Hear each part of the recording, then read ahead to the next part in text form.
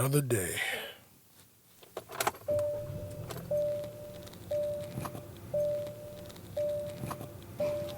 All right, let's ride.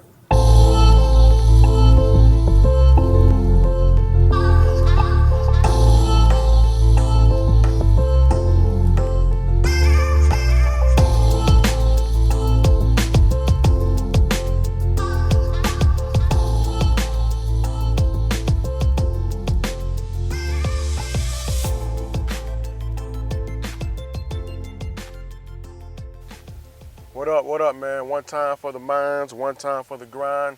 No Playing This Ride podcast, number 73. First and foremost, rest in peace, my man, one of my favorite rappers of all time and one of my new favorites, well, as of 2010, 2011. Shout out to my homeboy Jeremy for putting me on. Nipsey, Hussle, may he rest in peace, man. It messed me up hearing that. I'm at nephew's basketball game, watching him do his thing, and when the homie looked at me and said, "Hey man," he said, "your boy got popped." And I'm thinking at the time, he's gonna bounce back, it's gonna be straight. He just got shot outside of the store. I'm not thinking that, the unthinkable is gonna happen. And he ended up passing away.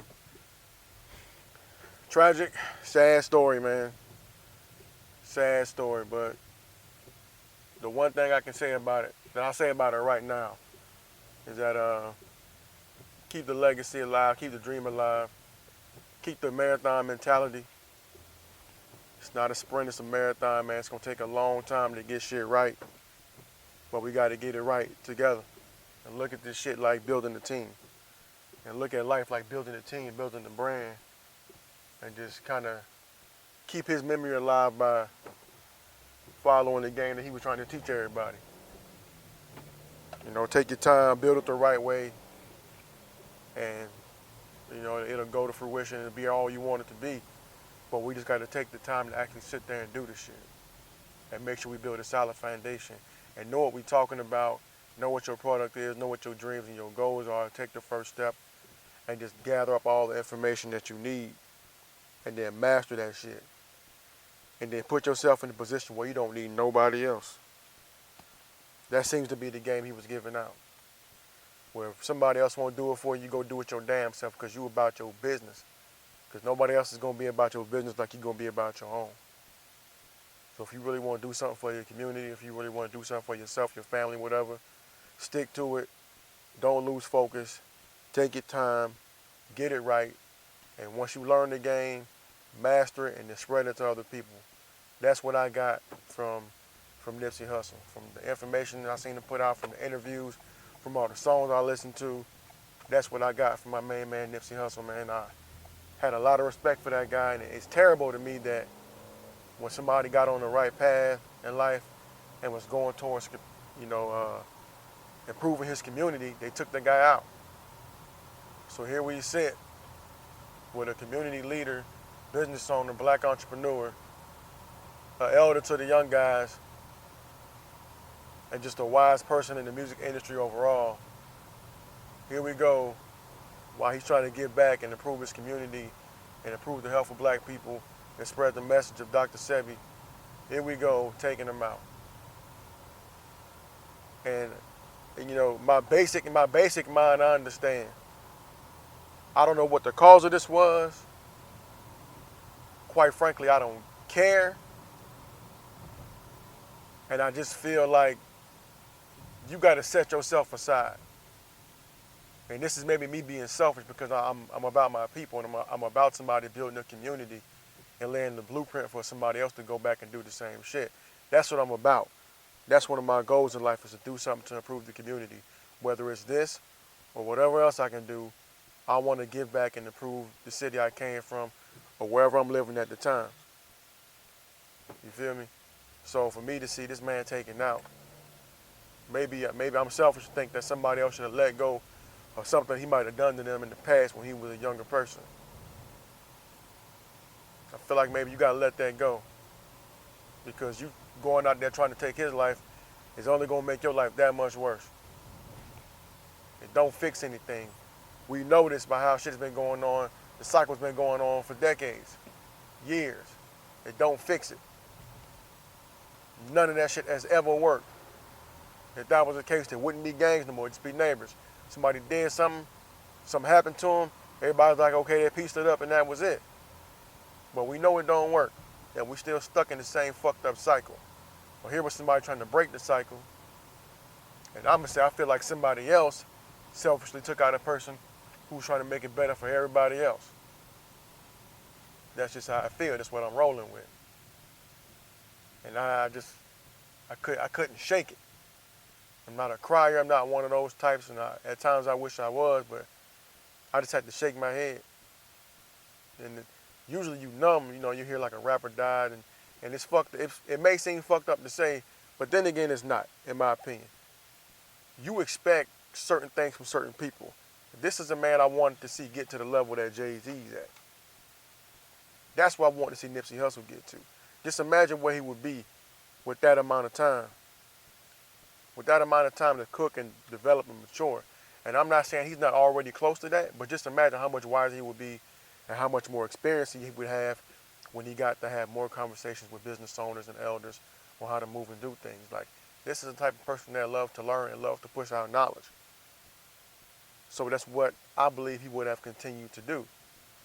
But to see him struck down at the young age of 33 over some bullshit is crazy to me. It's real crazy to me. I'm not going to sit here and pretend like I know the whole story, because I really do. I get the emotion of somebody taking one of your homies out and you feeling like you got to go do something. Sometimes people feel obligated to go do some shit. But this is somebody who's been on a positive vibe for the last decade. Just about. So I just don't see how this was the right move to make. Because this is one of those things where one death could lead to a whole lot more. So I just don't understand the move. I think it was selfish. I think it was stupid. I think we shot ourselves in the fucking foot, if not the neck, with this one. Because now who's going to want to step up?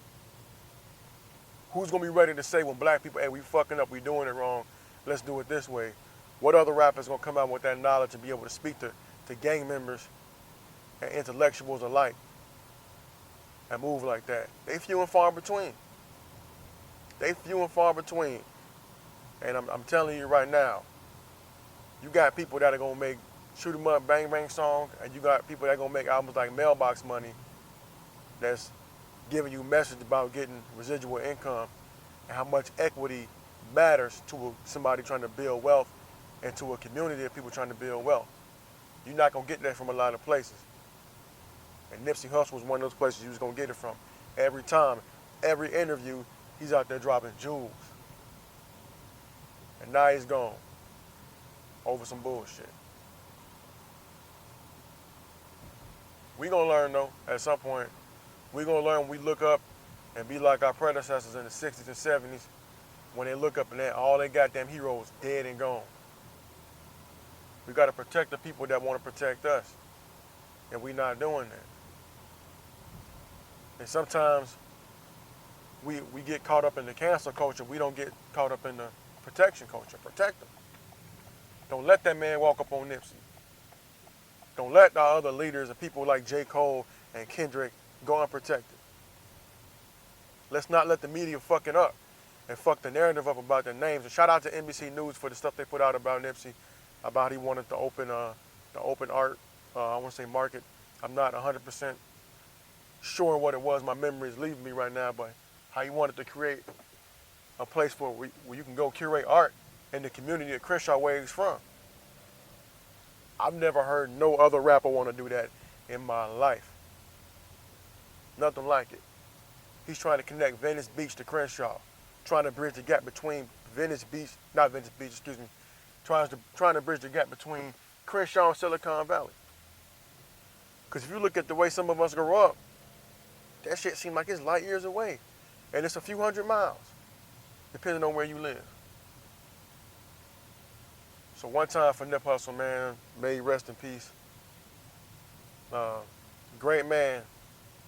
And for anybody who listens to this, it made me really proud to see a lot of people who I didn't know fucked with him, singing his praises when they heard about his passing, because I'm not nowhere near one of the first, but back in 2010, I was in school out in San Diego, and one of the roommates happened to be a fan of Nipsey Hussle and put me on. And I've been rocking with him ever since that day. And I've been trying to tell people, hey man, check out Nipsey, check out Nipsey, check out Nipsey. And I don't give a damn if you heard it from me, heard it from somebody else, as long as you heard and figured out how raw Cuz was, how smart he was, how he was just giving people game.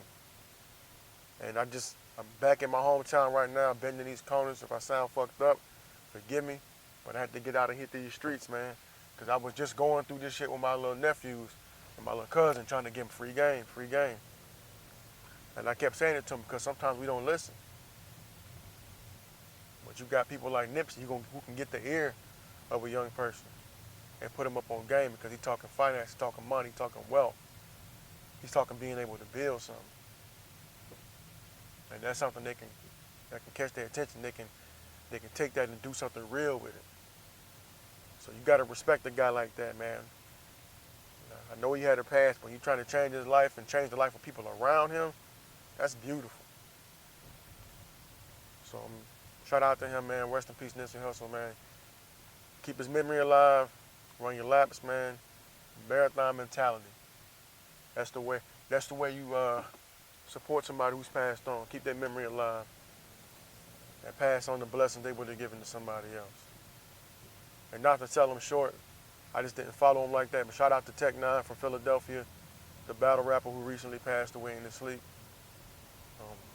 Unfortunate, he had transcended from just being a guy who was a great performer and battle rapper to being somebody who provided commentary. So shout out to him and his family, and anybody who was a fan of his.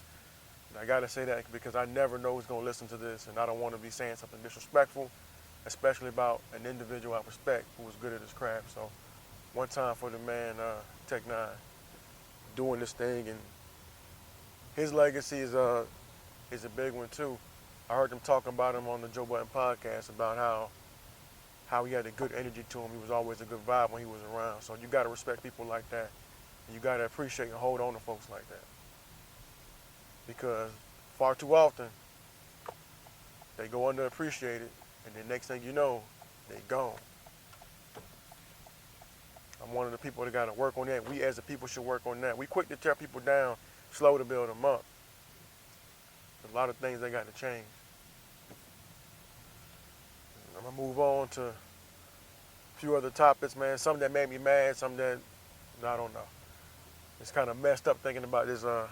These people passing away, but something that kind of irritated me recently was Jussie Smollett won't be charged, and I'm not too sure how I feel about it, man. Because from what I was informed with, and from what I believe, it sounds like some false report shenanigans. And like I said a few podcasts ago, maybe the last one, whenever I said it, it's like you can't do shit like that. You discredit your whole community. You part of the LGBTQ community and all that. You black person. It's like you can't fuck with these hate crimes like that. There has to be something that we also protect, because that shit can happen to anybody. But it happens to us a lot. And I feel like you put an example on it, and people are going to be less apt to believe real victims. You fucking over real victims because you got celebrity status and you want your name popping. Because I don't give a damn what nobody says. If you go from telling everybody it was two white guys wearing Make America Great Again hats, then it turns out to be two fucking Nigerians, something's a little fishy. If they're coming out saying that you guys rehearsed the shit, something's a little bit fucking fishy. Like, the whole thing sounds crazy. Now, him getting let off, I got no issue with that. With them not wanting to deal with him and waste tax dollars on that, I ain't got no problem with that. What's the point? You talking about the motherfucker paid to get himself beat up and probably lost his damn job on Empire. He put himself in jail. He put himself in fucking financial jail. That was just goddamn stupid. That was just fucking stupid. So yeah, just let him go go find a job somewhere. You're an actor, you're a professional liar, whatever. Go do your thing. But everybody's gonna know. You're gonna be a punchline for the rest of your fucking career. It's sickening though. To watch people come out and be like, I told you, like, no, you know this motherfucker was lying. And that's like my biggest problem when it comes to these people like that. And you can't just jump out the window and support them because they black. That ain't how this shit's supposed to go. Some of these people have to be held accountable because we have to protect the integrity of the community. That's what we got to do. Not hold this guy up because we don't want to see the man take him down. No, we got to protect the integrity of the community so that when we start talking shit, we start complaining, and we start trying to bring awareness to things, that we don't let them weaponize this foolishness and use it against us as a way to discredit the claims that are being made. That's why I had big issues with like that. Like, there's no way in hell I'm still fucking supporting R. Kelly and Michael Jackson. No way. I feel like both of them did that shit. Sorry, how I feel. Too much evidence. But let Donald Trump say one thing on TV, and motherfuckers that don't even pay attention to politics would jump all over and be like, he's the biggest idiot in the world. And that may be true to you, by the things that you've seen him do or heard him say. If that's how you feel, I completely understand. I completely 100% understand. But just have that same energy when there's obvious evidence that somebody black that's popular did some stupid shit. Because if you don't, you just as bad as the people that you feel like support the president. When he goes out there and says crazy, ridiculous things without any type of vetting, clashing with his own advisors, you sound just like them. 100%.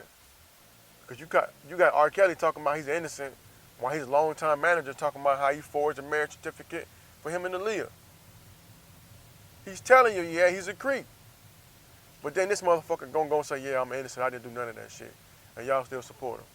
And anybody who supported Michael Jackson, they all probably got the check and or are getting the check or signed some non-disclosure agreement type shit. They can't say anything. But the pictures, the voicemails, all that shit, man, just a little too real for me. A little too real, a little too close, a little too weird. I can't support it. Y'all do what y'all want, but I'm looking at you. I'm looking at you, my eyes are a little different. I'm looking at you, blindly supporting a man that you know in your brain is a goddamn creep. I'm just saying, you are being judged like a motherfucker. By me, but I'm nobody, so whatever. And speaking of in judgment, like, I don't know how to feel about this Cardi B situation. It's one of those things I didn't care to go look for because I thought it was stupid. I thought it was a bunch of bullshit. I didn't want to go see her sit there and tell on herself for some stupid shit she did when she was an exotic dancer. When she was out there getting her shit cracking, whatever. And maybe I'm like one of these other people, but I don't really fuck with her like that. I see her, she's funny, but I don't go listen to her music. I don't download it, none of that shit. That ain't really my mood. That ratchet shit is cool for other people. That ain't really what I want to hear. You ask me female rapper, I'm going to say Rhapsody. I'm not going to be thinking about Cardi B. That ain't what I'm on. So I can't cancel somebody I already wasn't fucking with. But that shit goes to show, like, hey, you need better management, better mentorship, something. You the hottest artist in the world, probably next to Drake, at least on the hip hop side. And it's fair to say Cardi's damn near a pop artist. No disrespect intended, but it's like, damn, you still saying wild shit? Why you getting the bag? Why are you trying to fuck it up? And for what? I just don't understand. And people get money to do the craziest fucking things, but I don't know if the video's old. I don't know if it's new. I don't know if it's something somebody rehashed, and it may not even be real. But the fact that it's believable should be damaging enough.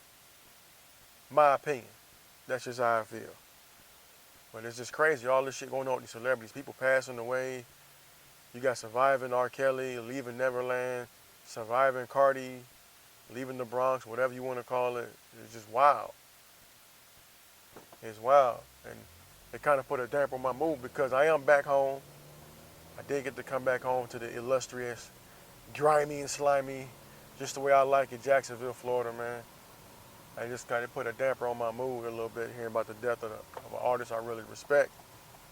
But you know, I still got to get out here and live my life, man. So I'm out here bending these corners like I used to when I first started the podcast. Like most of the time, I pull up somewhere, park, kick it, so I can get it off with no bullshit. Try to make the sound as good as I can for me being like in the car. I know it's not really easy or practical to do it that way, but that's the way I got to get it because that's the way I'm living out here. But today I'm like, shit, I'm at the crib. I'm going to bend these corners, man. I'm actually sliding through Justina right now, but, you know, I had to get out and get in the city. The weather fucked up. It's raining. It's gray. And I'm like, yeah, feel like home. Feel like home. Because I don't give a damn what you say, where you're from, who you know, what you believe in. Nothing feels like home, man. When you've been away and you ain't been to this motherfucker in a while, it's been like 2 years since I've been home. Sometimes you gotta slide through and just look at stuff. And unfortunately, from where I come from, over in the Arlington area, it seems like a lot of it's falling off. Looks like it's gotten just a tad bit worse, if I could say, since I left here as a youngin' back in 2009. And maybe because I've been away, it's kind of shocking to me a little bit. Even though I come back, I just always expect the neighborhoods to bounce back. But now it seems like it's getting a little worse every time. Like the grass is getting a little longer. You know, streets are looking a little rougher. Like there's no infrastructure to fix the streets, or there's no funding. I really believe that white flight is happening in certain areas. But then I just lived through Justina and seen like 4 or 5 white people, which to me was kind of rare. I don't remember seeing that as a youngin'. But I just seen like I think what's the word, goth? Two goth women walking down the street. A couple other white dudes walking around. That's crazy to me. Now over there where I'm from, off of Townsend and Mill Road, I'm used to seeing that shit. But to see it like right in Justina, that was kind of weird. It's cool, but it's weird. So I just want to hit y'all, man, real quick because I wasn't going to do this. My idea was to sit down with the homies and get a podcast off and get it cracking like that. But, you know, plans fall through. I'm already a day late with this one. So I figured I'd give you guys a little bit of my more personal side of me being home and slide through the city. Getting to see my folks, man. I will say one thing, man, take care of family. Because there's been a significant amount of my time spent here taking care of family. And sometimes it's just something that you got to do. It ain't always fun, but it's always necessary. So please make sure you do that. If you got somebody in your life that needs a little bit of help and you can afford to help them, whether it be with your time or your finances, hopefully with a little bit of both, do that. You never know how good it's going to feel to see for somebody else to see you taking the time out to help a family member, and for that family member 100% to see you out, to know that you're willing to stop what you're doing on your vacation time or your off duty at work time to spend time with them and help them out. It's a great lesson for peers in your family, age-wise, and it's a great lesson for your kids if you have any, because at some point you're going to want your kids to take care of you. And that's the way the cycle should be, in my opinion. But definitely do that. And I'm down here, and I'm supposed to went downtown because apparently they're tearing down the Jacksonville landing. And I was supposed to go down there and try to see it, but I haven't made it down there. And it may be just a little bit too late. It's supposed to be like a big party I didn't go to. Because all I'm hearing about is how people's getting lit up out here. And I'm like, I really don't want to put myself in a position to get popped, especially when I'm out here trying to see family. I ain't got no issues or nothing like that, but still, it's like, damn, do I really want to go out there and the weather's kind of bad? Haven't really seen everybody I need to see. Let me get my ass on in this house, man, and sit down with my people and chill out. But I just want to give you guys a quick little podcast while I'm out here in my hometown. Visit Jacksonville. It's not bad. It's not a bad place. Come check it out. We got good Caribbean food. I'm going to get me some spices tomorrow.